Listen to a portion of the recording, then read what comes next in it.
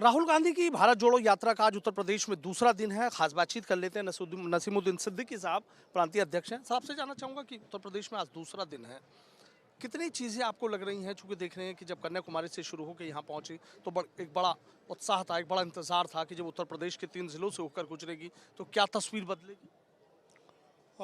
कल जब लोनी बॉर्डर में दिल्ली से प्रवेश हुई तो हमें सभी का भरपूर समर्थन मिला। किसानों का, मजदूरों का, व्यापारियों का, महिलाओं का, हिंदू, मुस्लिम, सिख, ईसाई, बौद्ध, पारसी, जैन, सभी ने भरपूर समर्थन दिया। और वहाँ अगर मैं कहूँ कि लाखों लोग थे तो मैं ये गलत नहीं होगा। सभी पैदल चल रहे थे राहुल जी के साथ। और आज सुबह हमने ये माफी कला से सुबह 6:30 बजे राहुल जी के नेतृत्व में यात्रा निकाली थी। हम बागपत होते हुए आज यहाँ पर हम लोग दोपहर का लंच का हमारा कार्यक्रम है। इसके बाद यहाँ गुफा वाले हनुमान जी मंदिर के पास से हम लोग निकलेंगे और फिर बड़ौत में एक कार्यक्रम है। और शाम को हम एलम गांव में, एलम गांव नहीं है बल्कि कस्बा है, नगर पंचायत है, तो उसके बाहर रात को रुकेंगे। वहाँ हमारे टेंट लगे हुए हैं। और कल वहाँ से निकल करके कैराना होते हुए हरियाणा प्रदेश के सोनीपत ज़िले के में हरियाणा प्रदेश के अध्यक्ष को राष्ट्रीय ध्वज सौंप करके यात्रा को हम विदा करेंगे। नसीमुद्दीन सिद्दीकी साहब, जिस तरीके से ये था कि उत्तर प्रदेश में जैसे ही राहुल गांधी ने कदम रखे, उधर से जयंत चौधरी का ट्वीट आ जाता है कि राहुल गांधी तो तपस्वी हैं। तो इसके क्या सियासी मायने हैं? चर्चाएं तो बहुत जोरों से चल रही हैं। देखिए, इस यात्रा को तपस्या उससे सियासत से मत जोड़िए। राहुल गांधी जी तपस्वी हैं, ये इसको सियासत से, राजनीति से मत जोड़िए। ये यात्रा राजनीतिक नहीं है। ये जो है ये देश के हित में है, राष्ट्र के हित में है, सर्व समाज के हित में, व्यापारियों के हित में है, हमारे किसानों के हित में है, बेरोजगारी के खिलाफ है, महंगाई के खिलाफ है। ये यात्रा राजनीति से संबंधित नहीं है। इसका कहीं भी दूर दूर तक इलेक्शन से, वोट से कोई लेना देना नहीं है। तो उन्होंने सही बात कही, हम उनका स्वागत करते हैं। जैसे मायावती जी को भी चिट्ठी लिखी, अखिलेश यादव को भी चिट्ठी लगी, शुभकामनाएं तो दे रहे हैं, बधाई तो दे रहे हैं, लेकिन जिस तरीके से आप एक जोड़ने की बात कर रहे थे कि भारत जोड़ो यात्रा है, कि पूरा विपक्ष भी इसमें जुड़ जाए, तो वो लोग आए नहीं है, सिर्फ शुभकामनाओं भर तक रहे। देखिए, हर व्यक्ति की व्यस्तता होती है। हो सकता है उनके कार्यक्रम कहीं लगे हों। हम अपने घर में किसी की शादी करते हैं, अपने बेटे की शादी करते हैं, तो जितनों को कार्ड देते हैं, बहुत से लोग आते हैं, बहुत से नहीं आ पाते। उनकी अपनी व्यस्तता होती है। लेकिन अगर शुभकामनाएं आ गई हैं तो उनका समर्थन हमारे साथ है, उसके लिए हम उनको धन्यवाद देते हैं।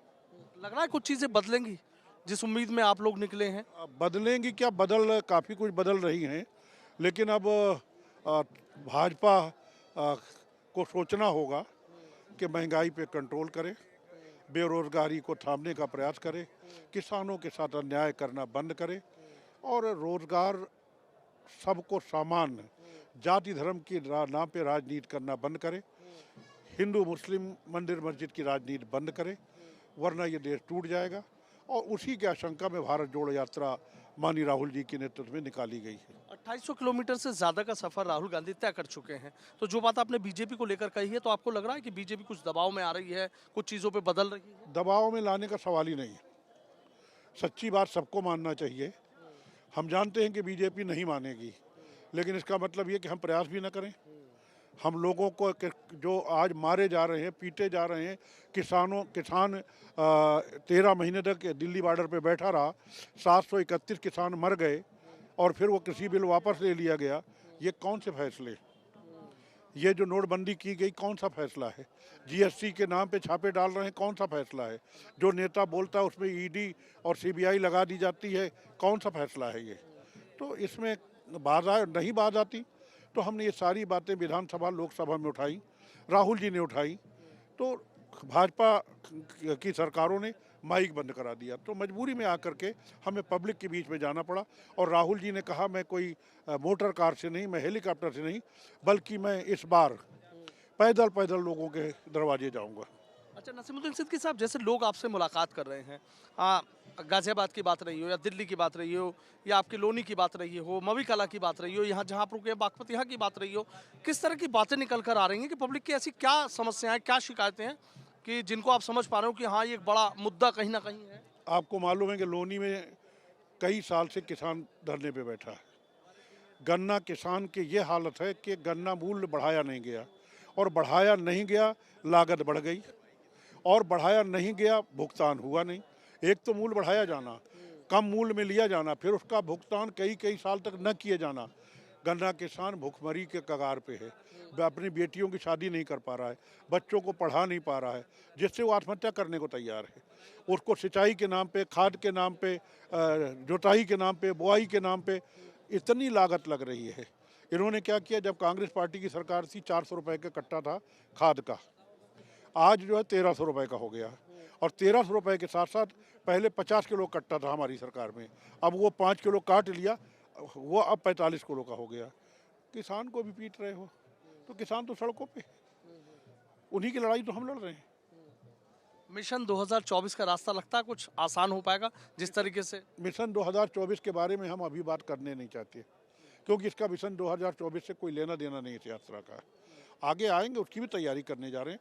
26 तारीख से 26 जनवरी से हमारे और कार्यक्रम शुरू होने जा रहे हैं, उसमें हम जब आएंगे उस पर बात करेंगे। आखिरी सवाल ये है कि जाटलैंड में जिस तरीके से जयंत चौधरी ने तपस्वी बताया, तो राष्ट्रीय लोकदल के नेता आए स्वागत करने के लिए? कई जगह उनके नेता आए हैं, उनके जिला लेवल के कई जिलों में आकर के, कई जगह आकर, जिलों में नहीं कई जगह आकर के उन्होंने शामिल भी हुए हैं। तो लग रहा समर्थन है पूरा। जब उन्होंने कहा तपस्वी, तो उससे बढ़ के और क्या होता है? इससे ज़्यादा तो कोई मेरी डिक्शनरी में नहीं है कि मैं ढूंढ के और कुछ जोड़ दूं कि। और फिर जयंत चौधरी जी योग्य व्यक्ति हैं, पढ़े लिखे व्यक्ति हैं, सूझबूझ वाले हैं, नौजवान हैं, मैं उनकी सोच को सलाम करता हूँ।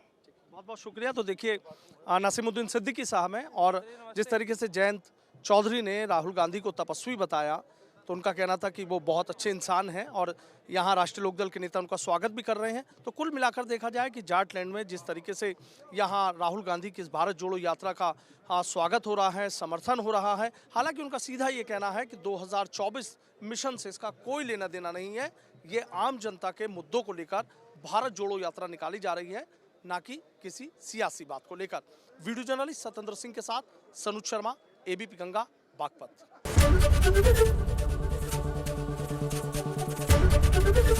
एबीपी गंगा, खबर आपकी, जुबान आपकी।